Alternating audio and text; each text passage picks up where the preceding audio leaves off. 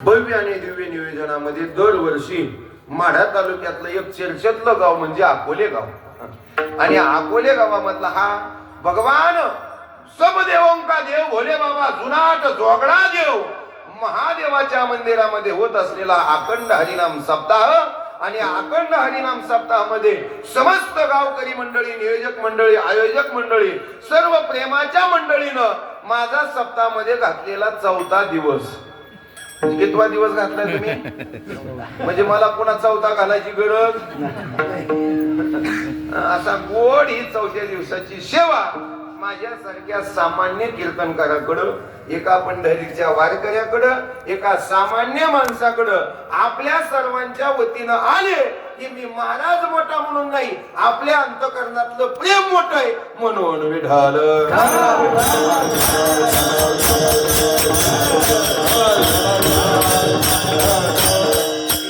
भव्य आणि दिव्य स्वरूपाचा सप्ताह आहे. सप्ताहामध्ये कोणतीच कमी नाही. महाराज सुद्धा मोठे मोठे महाराज आहेत, मी सोडून. ऐका, सगळे दांडगे महाराज आहेत. ज्ञानानं दांडगे, अनुभवानं दांडगे, वैभवानं दांडगे, सत्तेनं दांडगे आणि भगवान परमात्म्याच्या ताकदीनं सुद्धा दांडगे. असे सर्व नियोजन असणारा गोड असताना 4थ्या दिवसाची सेवा आपल्या समस्त अकोले गावकऱ्यांच्या वतीनं, आपल्या गावाचं ज्यांच्याकडे नियोजन आहे सर्वांच्या वतीनं असे हरिभक्ती परायण संत सेवक आमचे विभीषण भाऊ चिंतामण आणि हरिभक्ती परायण शियाळा पाहत पाहत आपला परमार्थ साधणारे आमचे परमार्थ स्नेही हरिभक्ती परायण विष्णू महाराज गाडगे अर्थात सर यांच्या आशीर्वादाने ही माझ्याकडे आलेली सेवा. यांनी सेवा दिली म्हणजे असं नाही की दोघांनी ठरवले, मग सगळ्यांच्या प्रेमानं ही सेवा माझ्याकडे आली. ते फक्त पुढे झालेत महाराज आणि कोणीतरी पुढे असावं लागतं आणि पुढे होणारे माणसं चांगले असले ना सप्ताहाचा रंगात येतो महाराज. त्या माणसाकडे पारदर्शकपणा असावा, व्यवहाराचा नीटनेटकेपणा असावा आणि त्यांनी केलेलं नियोजन सर्वांना आवडावा.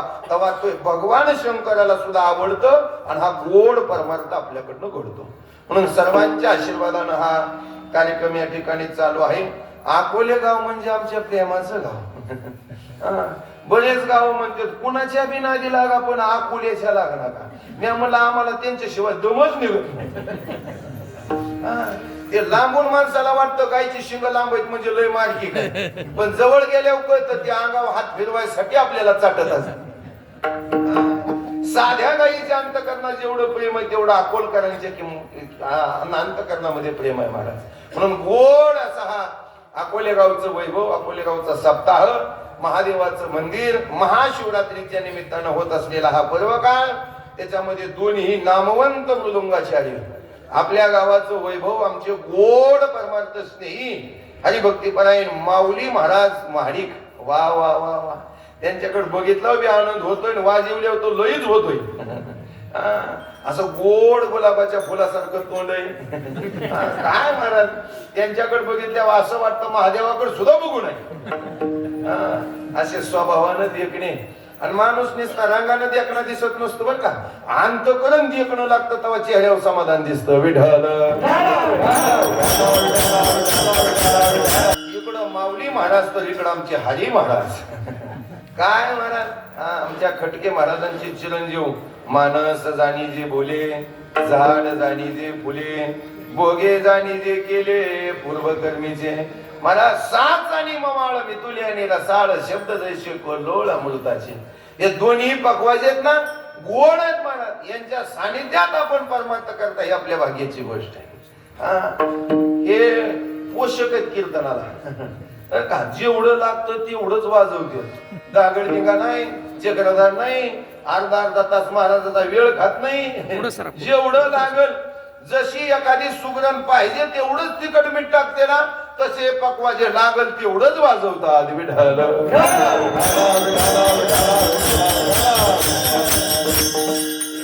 दोन्ही आता वाजवणारे आमचे पकवाजे विभीषण भाऊंचे नातू, बरोबर आहे का, आणि इकडले महाराज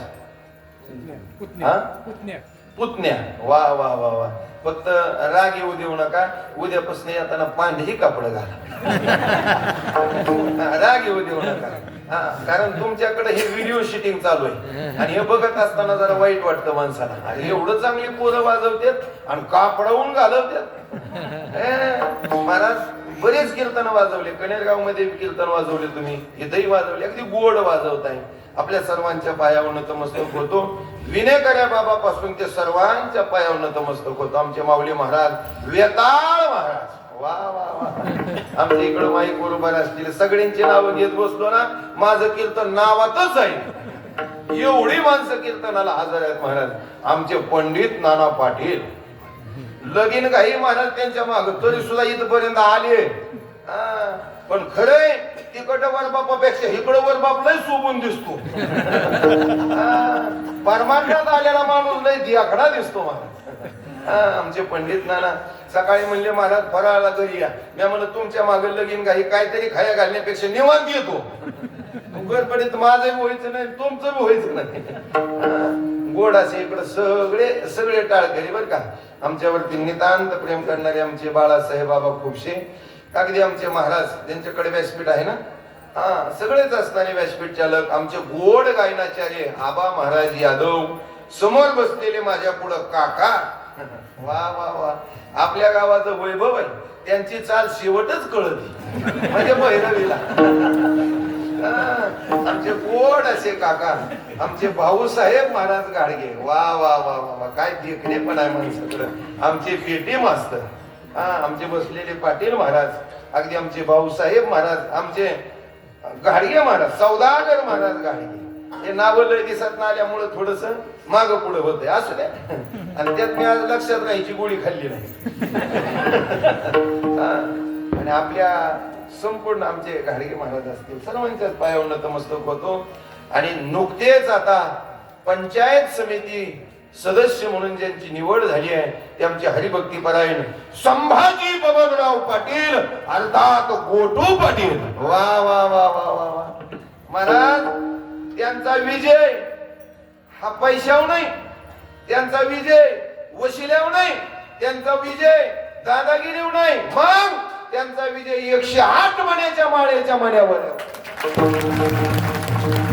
लय राजकारणी बघितली पण बोकडं शिजून सुद्धा देत नाही.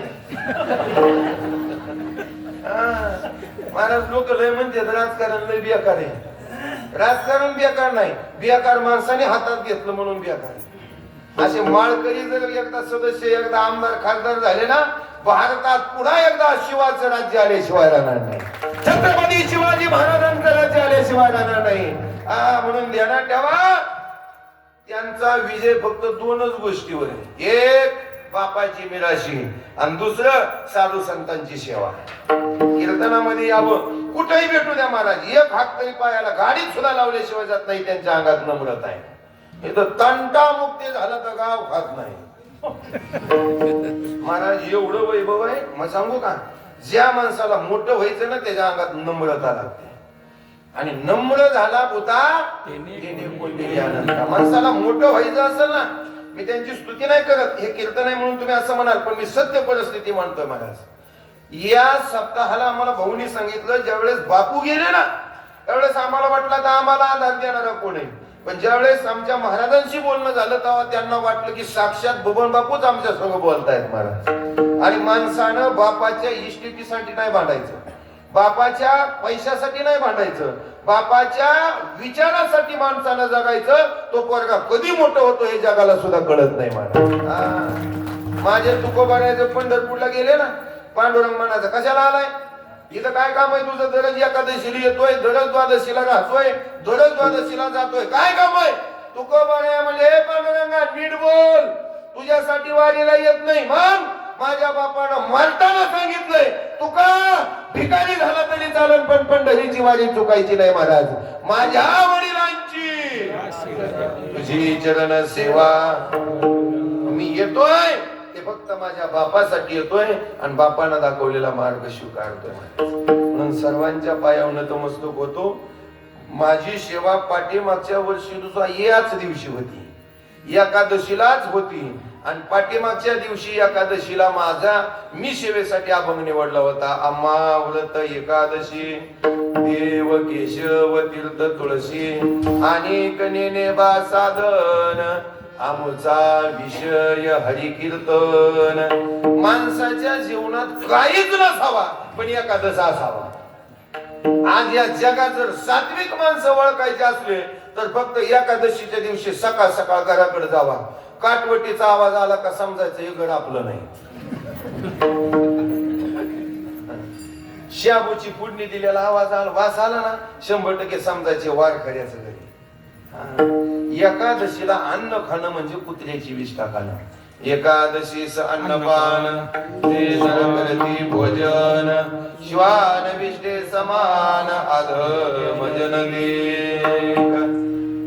व्रत एकादशी सोमवार जे न करती कोण त्यांची गती होईल काय नेनो.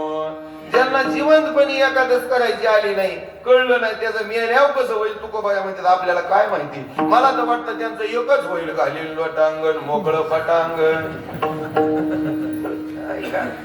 एक शब्द सांगून जाऊ का. माणसाच्या जातीला जन्माला आल्यावर काही गोष्टी कळल्या पाहिजे. संत बाळूमामाच्या शेजारी बाळूमामाच्या सोबत एक कुत्र राहत होतं. कुत्र आणि हे कुत्र साधं सुधं नव्हतं. कुत्रच होतं पण बाळूमामाचं होतं. आणि मग ते बाळूमामाच्या काळामध्ये काही कॅलेंडर नव्हते आणि एकादशी कधी माहित नव्हती. मग त्या कुत्र्याला सकाळी सकाळी दुधाचा काला खायची सवय लावली होती. चपाती असेल भाकरी असेल दुधाचा काला.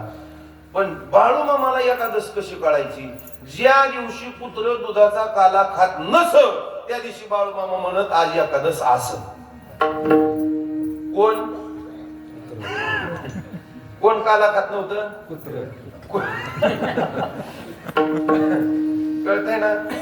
कुत्र एकादशीला भाकरीचा काला खात नव्हतं आणि त्यांच्या शेजारी एक गाढव होतं. गाढव बाळूमामाच्या घरी सगळीकडनं अन्न यायचं पण कोणाच्या घरचं खायचं हे कळायसाठी बाळूमामा आलेला प्रसाद गाढवाच्या पुढे ठेवायचे.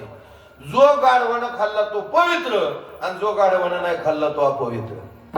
माझ्या संताच्या संगतीत गेलेल्या कुत्र्याला कळतं एकादशीला काला खाल्ला नाही पाहिजे. माझ्या संताच्या संगतीत गेलेल्या गाढवाला कळतंय अपवित्र माणसाच्या घरचं अन्न नाही खाल्लं पाहिजे.